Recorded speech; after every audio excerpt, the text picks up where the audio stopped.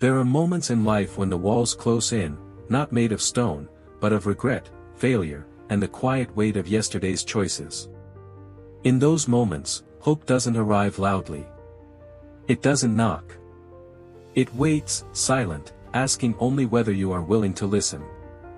This is a story about that kind of hope, the kind that survives in darkness, the kind that teaches courage without applause, and strength without escape. It is not a story about freedom as the world defines it, but about the discipline of the heart and the slow healing of the soul. This story will show you why true transformation begins long before the doors open. In a forgotten prison on the edge of a quiet town, there lived a man named Elias. The prison woke before the sun did. Long before light touched the sky, the air inside the walls already carried its familiar weight, cold metal, old stone, and the quiet breath of men learning how to disappear. In cell 47, Elias sat on the edge of his narrow bed, hands resting on his knees, staring at nothing in particular. He had learned that if you stared long enough, thoughts eventually grew tired and left you alone.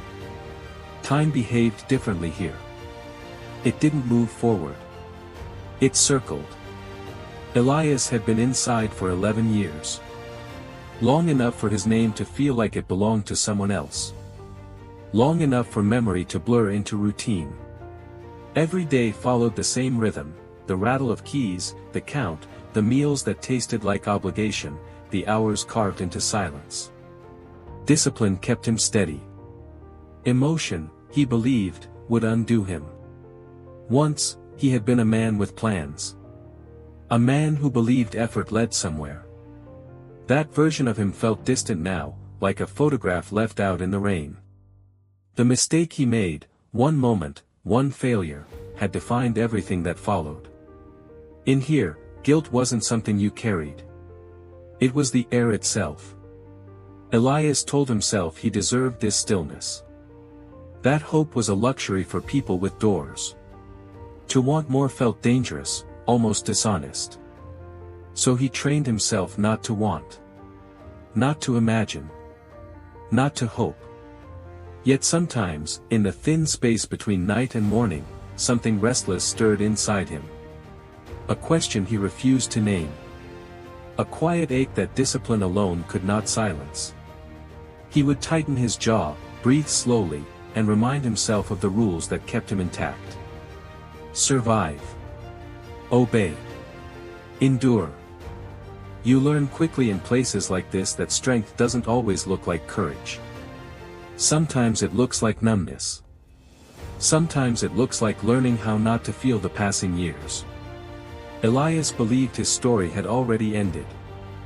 That his purpose was simply to endure the remaining pages in silence. He did not yet know that the most difficult journey he would ever take was not toward freedom, but inward, toward the parts of himself he had locked away long before the cell door closed. Order arrived quietly, the way it always does in places built to erase chaos. For Elias, it began with routine. Not because he was told to, but because structure gave his days edges. Wake before the count. Make the bed with precise corners. Eat without complaint. Work without question. Discipline became his anchor, a way to hold himself together when emotions threatened to leak through the cracks. He volunteered for every task no one else wanted. Laundry. Kitchen prep. Storage rooms that smelled of dust and bleach. The work was dull, but it was honest. Each completed chore reminded him that he could still finish something. That his hands could still be useful. Slowly, the guards noticed. Then the others did. They began to trust him with responsibility, keys to supply cabinets, ledgers to track, quiet authority over shared spaces. It wasn't power, but it was dignity. And dignity, in a place like this, felt like oxygen. Elias stood taller. He spoke less, but when he did, people listened. Younger inmates watched how he moved, calm, measured, unshaken. He became known as someone who didn't lose control. Someone who survived by discipline rather than noise. Inside, pride took root. Not the Loud kind, but a careful one. The kind that whispers, "You're not like the others." He told himself he had risen above his past by mastering his present. That as long as everything stayed orderly, the pain couldn't reach him. But order has limits. At night, when the lights dimmed and the prison exhaled into uneasy sleep, Elias sometimes felt the weight of what he had buried. Not regret exactly, more like an unfinished sentence. He would tighten his routine the next day, add another layer of control, another rule to follow. To him, success now looked like stability. Predictability. Being untouched by chaos. And for a while, it worked. He didn't realize that discipline without healing is only a temporary shelter. That control can feel like strength while quietly becoming a cage of its own. From the outside, Elias looked steady. Respected. Rising. But beneath the calm surface, something unresolved waited patiently, unchanged by routine, unimpressed by obedience, waiting for the moment when control would no longer be enough. The past doesn't announce itself when it returns. It slips in quietly, wearing a familiar face, choosing the moment when you believe you are finally safe from it. For Elias, that moment arrived on an ordinary afternoon. The air was heavy, the corridor slow with footsteps and echoes. He was checking inventory in the storage room when he heard his name spoken aloud, not called, not shouted, just said. Calm. Certain. He turned. Standing there was a man he hadn't seen in over a decade. Older now. Thinner. But unmistakable. A transfer from another facility, escorted down the line like everyone else. The same eyes. The same silence between them. The man Elias had hurt. Time collapsed. The walls of discipline he had built so carefully cracked in an instant. Memories he had locked away surged back, raised voices, a moment of fear, a choice made too fast, and the irreversible weight of consequence. His chest tightened. The room felt smaller. The man didn't speak. He didn't have to. That night, Elias couldn't sleep. His routines failed him. Breathing exercises did nothing. The order he trusted betrayed him, revealing what it had been hiding. Guilt, raw and unsoftened by time, pressed down on him with new force. In the days that followed, the prison changed shape. Corridors felt narrower. Sounds sharper. Faces harder to read. Elias began avoiding places he once moved through with confidence. His hands shook during tasks that once felt automatic. Then came the incident. A minor disagreement in the kitchen. A careless word. A look that felt like accusation. Something inside Elias snapped, not outward, not violent, but inward. He froze. Dropped what he was holding. Stood there, empty and exposed. The guards took note. So did the others. The respect he had earned didn't vanish, but it thinned.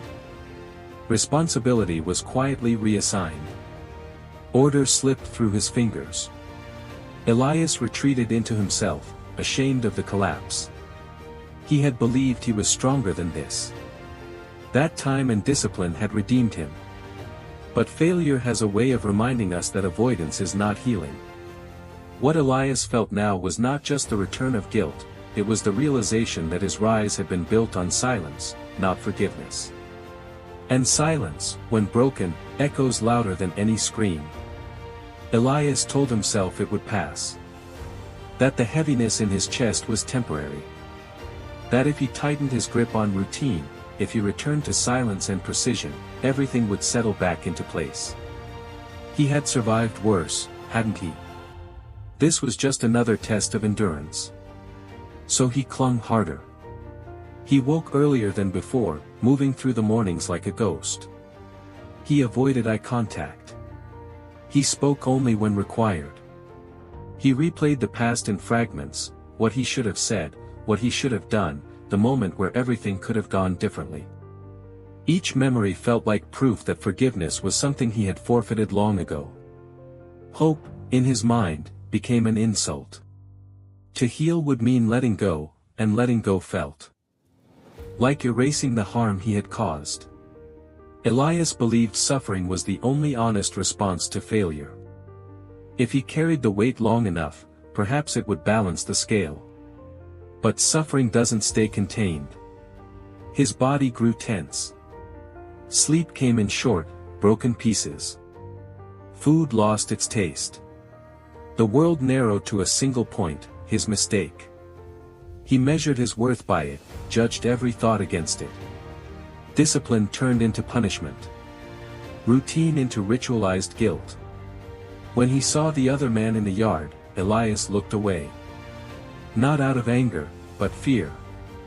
Fear that if he faced him, the fragile story he told himself would collapse entirely. That he would have to admit something far more painful than guilt. That he still wanted peace. You know this place, even if you've never been inside a prison. It's the place where we refuse to release ourselves. Where we believe pain is proof of accountability. Where we confuse self-destruction with responsibility. Elias believed that if he held on to the past tightly enough, it could never surprise him again. That control would protect him from hope. But denial is exhausting. It demands constant vigilance. And slowly, quietly, it drains what little strength remains. One evening, as the sun dipped low behind the walls, Elias sat alone in the yard, fists clenched, jaw locked, staring at the ground. For the first time since the fall, he admitted a thought he had been fighting: I can't carry this forever. He didn't know yet that this quiet surrender, not loud, not brave, was the first crack in the wall he had built. And through that crack, something unexpected was already making its way toward him.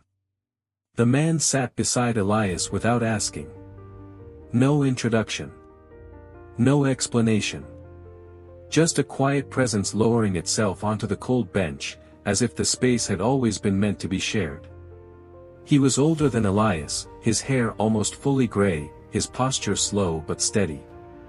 His eyes carried the kind of calm that didn't come from comfort, but from endurance. They sat in silence for a long time. The yard was filled with noise, distant voices, the scrape of boots, the rhythm of a place that never truly rests. But between them, there was stillness. You look tired, the man finally said.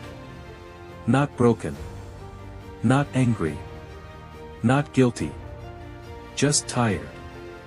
Elias didn't respond. The man nodded as if an answer had been given anyway. I used to think pain was something you had to keep, he said quietly. Like if you let it go, it meant it didn't matter. Elias felt something tighten in his chest. I learned too late, the man continued, that pain isn't a debt you pay forever. It's a teacher. And teachers aren't meant to be worshipped. Elias turned to look at him for the first time. The man's eyes were gentle. Not soft, honest. Lived in. The kind that had seen enough darkness to stop being impressed by it. What do you do with it then? Elias asked, his voice low. The man smiled faintly. You listen to it. You learn. And then you set it down. They sat again in silence. I lost my family before I came here, the man said. Not because of the sentence. Because of who I became while carrying my shame. I thought my suffering was my apology. He shook his head slowly. Turns out, all it did was make me smaller. Elias felt something shift, not relief, not peace, but recognition. You don't honor your past by destroying your future, the man said softly. And you don't find courage by punishing yourself forever. When the bell rang, the man stood, resting a hand briefly on Elias's shoulder. Hope doesn't mean forgetting, he said. It means choosing to live anyway. And for the first time in years, Elias didn't push the words away. Change began not with a roar, but with a single, quiet decision.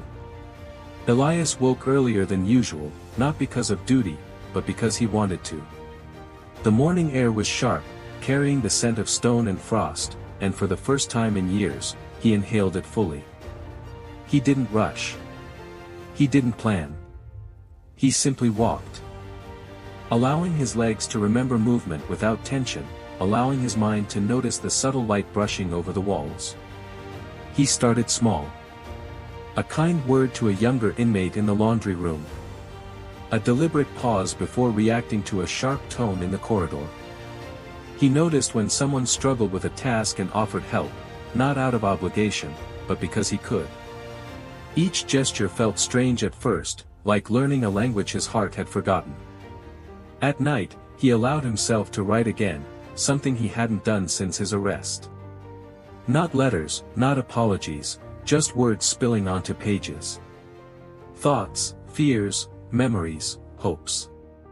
He discovered that what had been trapped inside could be acknowledged without fear of it consuming him. Discipline remained, but it no longer wore the mask of punishment. Routine was no longer armor, but a tool. Cleaning, organizing, walking, reading, these were now expressions of care, not control. And with each step, each small act, Elias felt a loosening inside, as if the heavy chains of shame were slowly unwinding. He remembered the old man's words, "Pain is a teacher. Listen, learn, set it down." And he began to practice them. He listened. He learned. And sometimes, late at night, he let the weight of the past slide gently off his shoulders, piece by piece. It was not dramatic. There were setbacks. Days when old guilt tried to claw its way back. But Elias now faced them with humility rather than fear. He had discovered that rebirth is not a single moment, it is the patient accumulation of small, deliberate choices. For the first time in a long time, he felt a quiet energy stirring inside, one that didn't demand recognition, one that didn't boast of survival. It was simple, silent, and profoundly hopeful.